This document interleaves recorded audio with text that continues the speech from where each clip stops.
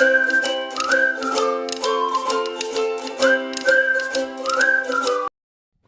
friends, welcome to Bhuvanas channel 27. இன்னைக்கு நம்ம மோதிச்சூர் லட்டு எப்படி செய்யறதுன்னு பார்க்கலாம்.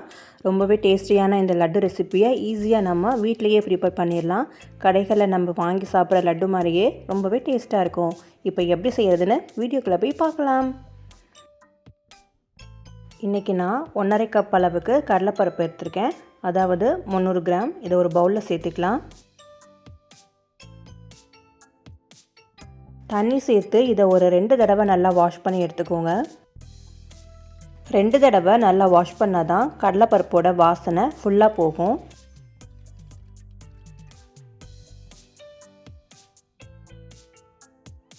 நல்லா வாஷ் பண்ணிவிட்டு கடலைப்பருப்பு மூழ்கிற அளவுக்கு இதில் தண்ணி சேர்த்துட்டு ஒரு 2 மணி நேரத்துக்கு இதை நல்லா ஊற வச்சுருங்க. இப்போது 2 மணி நேரம் ஆயிடுச்சு. நம்மளோட கடலைப்பருப்பு நல்லாவே ஊறிடுச்சு.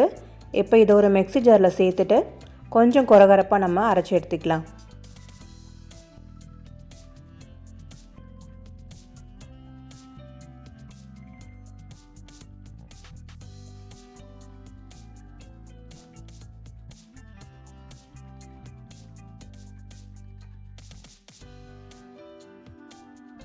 இந்த பதத்துக்கு அரைச்சி எடுத்துக்கோங்க. இதை நான் 2 டைம் அரைச்சிருக்கேன். இதே மாதிரி மீதமுள்ள கடலைப்பருப்பையும் நம்ம அரைச்சி எடுத்துக்கலாம். இப்போ அரைச்ச கடலைப்பருப்பை ஒரு பவுலில் சேர்த்துக்கலாம்.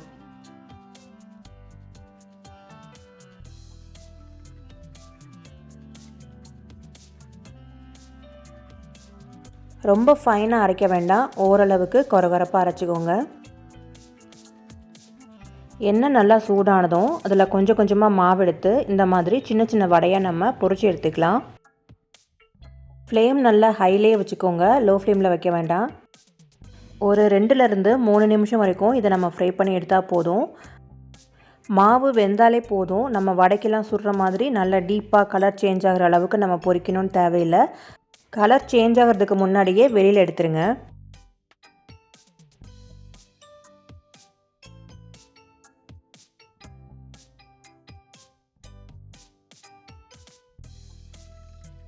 ரெண்டு பக்கமும் ஃப்ரை ஆகிற மாதிரி திருப்பி போட்டுக்கோங்க.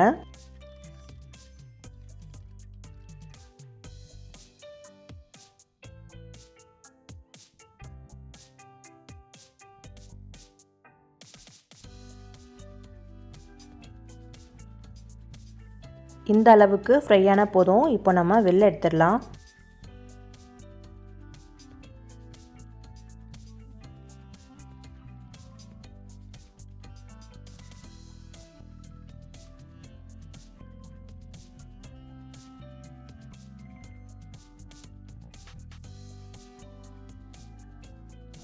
இதே மாதிரி மீதமுள்ள மாவு எல்லாத்தையும் ஃப்ரை பண்ணி எடுத்துக்கோங்க.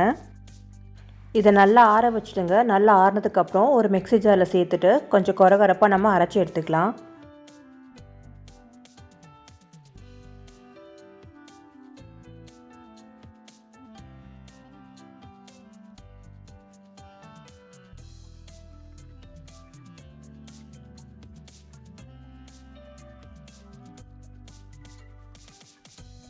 இந்த மாதிரி கொரகொரப்பாக அரைச்சி எடுத்துக்கோங்க.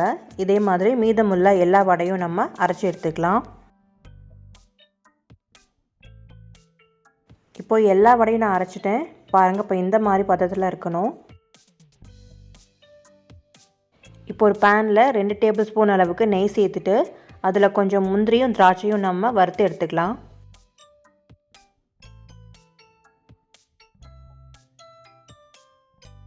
முந்திரி பாதி வறுப்பட்டதுக்கப்புறம் அது கூடவே கிஸ்மிஸ் சேர்த்து வறுத்துக்கோங்க. முந்திரியும் கிஸ்மிஸும் இந்த மாதிரி நெய்யில் வறுத்துட்டு சேர்க்குறதால லட்டு சாப்பிடும்போது ரொம்பவே டேஸ்ட்டாக இருக்கும். இந்த மாதிரி வறுத்து வச்சுக்கோங்க. இப்போ ஒரு கடாயில் 1.5 கப் அளவுக்கு சுகர் சேர்த்துக்கோங்க. 1.5 கப்புனா 300 கிராம். நம்ம கடலைப்பருப்பும் 300 கிராம் சேர்த்துருக்கோம். அதே அளவு 300 கிராம் சுகர் சேர்த்துக்கோங்க. இதில் ஒரு 1/2 டம்ளர் அளவுக்கு நம்ம தண்ணி சேர்த்துட்டு இதை பாகு காய்ச்சிக்கலாம். ஒரு கம்பி பதம் அளவுக்கு நம்ம பாகு காய்ச்சிக்கலாம்.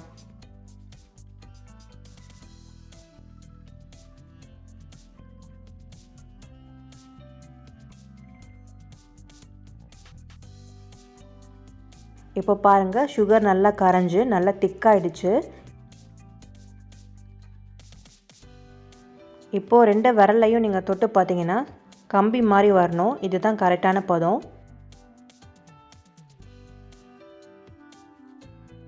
இப்போ இது கூடவே ஒரு 1/2 டீஸ்பூன் அளவுக்கு ஃபுட் கலர் ஆட் பண்ணிக்கிறேன். இது ஆப்ஷனல் தான், உங்களுக்கு வேணும்னா சேர்த்துக்கலாம், இல்லைன்னா அவாய்ட் பண்ணிக்கலாம். சேர்த்துட்டு நல்லா மிக்ஸ் பண்ணி விட்டுக்கோங்க.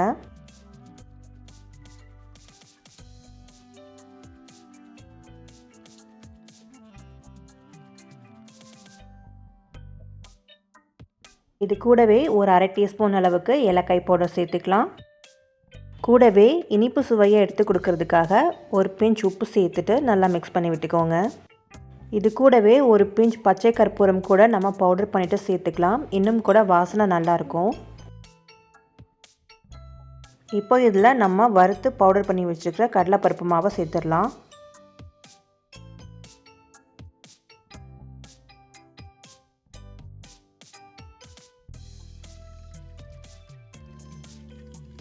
சேர்த்துட்டு நல்லா மிக்ஸ் பண்ணி விட்டுக்கோங்க.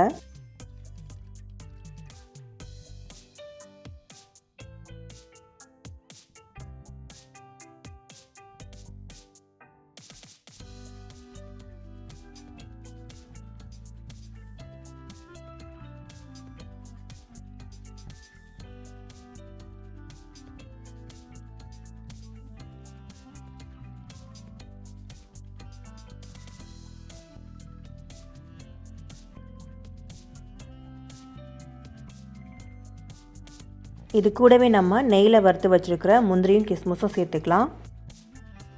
சேர்த்து நல்லா மிக்ஸ் பண்ணிவிட்டு இதை ஆற வச்சுடுங்க. ஃபுல்லாக ஆறிடக்கூடாது, ஓரளவுக்கு கைப்பிடிக்கிற அளவுக்கு மிதமான சூட்டில் இருக்கணும்.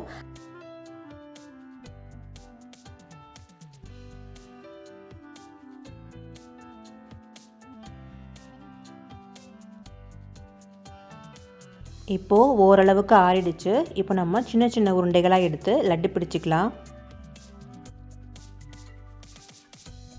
அவ்வளோதான், இந்த மாதிரி கைகளால் உருட்டிக்கோங்க. நம்முடைய லட்டு சூப்பராக ரெடி ஆயிடுச்சு.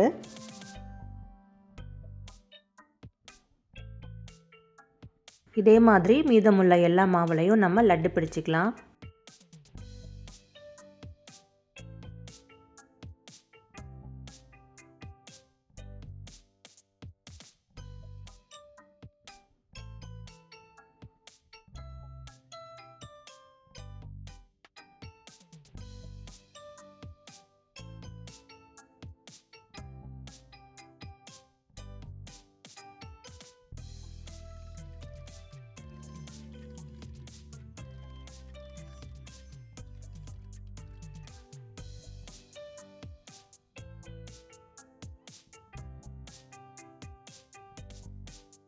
டேஸ்டியான மொதிச்சூர் லட்டு நம்ம ஈஸியாக வீட்டிலையே ப்ரிப்பேர் பண்ணியாச்சு.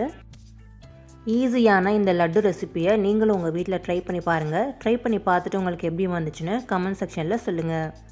இந்த வீடியோ உங்களுக்கு பிடிச்சிருந்தா மறக்காமல் நம்முடைய சேனலையும் சப்ஸ்கிரைப் பண்ணிக்கோங்க. அப்படியே உங்களுடைய ஃப்ரெண்ட்ஸுக்கும் ஷேர் பண்ணுங்கள். தேங்க்ஸ் ஃபார் வாட்சிங்.